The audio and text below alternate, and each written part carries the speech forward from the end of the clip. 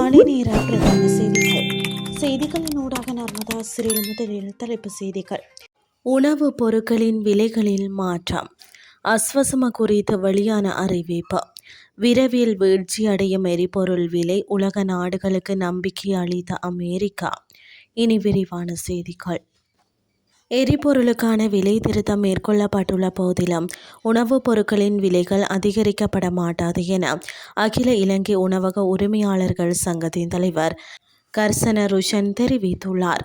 எரிபொருள் விலையில் ஏற்பட்டுள்ள 12 முதல் 15 ரூபாய் வரையிலான அதிகரிப்பு உணவுப் பொருட்களின் விலையை அதிகரிக்குமாறு கோருவதற்குரிய நியாயமான காரணி அல்லவென அவர் கூறியுள்ளார்.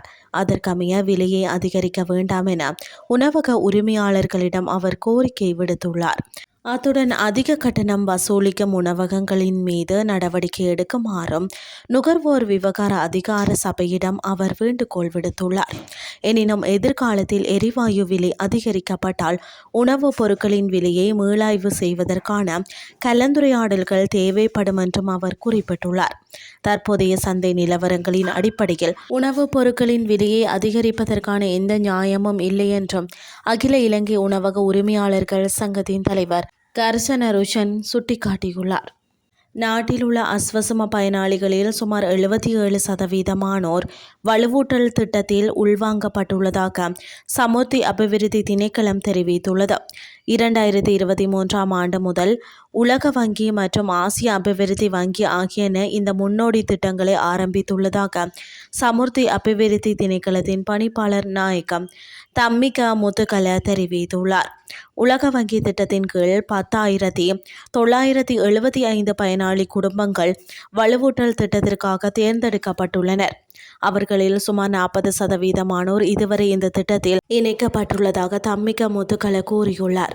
இதேவேளை ஆசிய அபிவிருத்தி வங்கியும் 13 மாவட்டங்களில் உள்ள 10,300 குடும்பங்களை வலுவூட்டுவதற்கான முன்னோடி திட்டம் ஒன்றை நடைமுறைப்படுத்தி வருவதாக பணிப்பாளர் நாயகம் தம்மிக முத்துகல தெரிவித்துள்ளார்.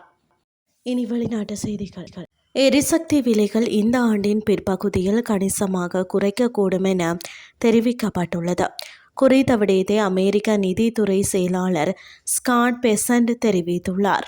அமெரிக்க மற்றும் இஸ்ரேலிய ஈரான் போரினால் சர்வதேச சந்தையில் எரிசக்தி விலைகள் விண்ணை தொட்டுள்ளன. இது குறித்த ஊடகங்களுக்கு கருத்து தெரிவித்த போதே அவர் மேற்படி விடயத்தை தெரிவித்துள்ளார். இது தொடர்பில் மேலும் தெரிவித்த அவர் தற்போதைய போர் சூழலால் ஏற்பட்டுள்ள விலை ஏற்றம் தற்காலிகமானது என குறிப்பிட்டுள்ளார்.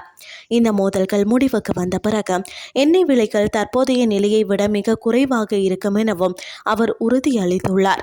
கோர்முஸ் நீரிணை வழியாக செல்லும் கப்பல்களுக்கு வரி வசூலிப்பதன் மூலம் தனது பொருளாதாரத்தை வலுப்படுத்த ஈரான் முயற்சி செய்து வருவது குறித்தும் பெசன் கருத்து தெரிவித்துள்ளார்.